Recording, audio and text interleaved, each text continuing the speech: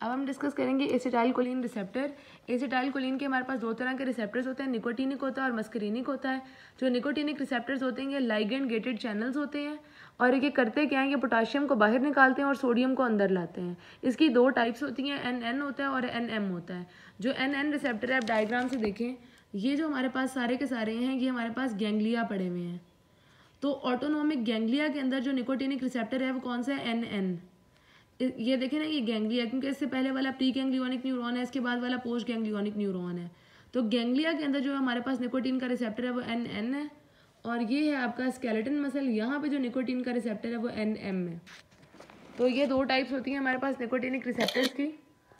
To सब types NN found in autonomic ganglia and adrenal medulla, और दूसरे NN कहाँ पाए जाते हैं, एड्रिनल मेडुला में। जो NM है वो कहाँ होता है, हमारे पास स्केलेटन मसल्स के अंदर होता है। फिर आता है हमारे पास मस्करीनिक एसिटाइलकोलिन रिसेप्टर्स। इसका मैकेनिज्म ऑफ एक्शन होता है जी प्रोटीन कपल्ड रिसेप्टर के थ्रू काम करता है। वो लाइगेंड गेटेड है, जी प्रोटीन कपल्ड है। और ये हमारे पास क्या होता है, ये सेकंड मैसेंजर सिस्टम के थ्रू काम करते हैं। इसकी 5 सब टाइप्स होती हैं, 1 से लेकर 5 तक। ये कहाँ कहाँ होते हैं, 2 याद रखें, हमारे वाइटल ऑर्गन हार्ट और ब्रेन में होते हैं मस्करीनिक रिसेप्टर। उसके अलावा ये हमारे 2 तरह के ग्लैंड्स, एक्सोक्राइन ग्लैंड्स और स्वेट ग्लैंड्स में होते हैं। और साथ में हमारे पास ये कहाँ होते हैं, हमारे स्मूथ मसल्स के अंदर होते हैं। तो ये 2 टाइप्स हैं हमारे पास किसकी, एसिटाइलकोलिन रिसेप्टर्स की।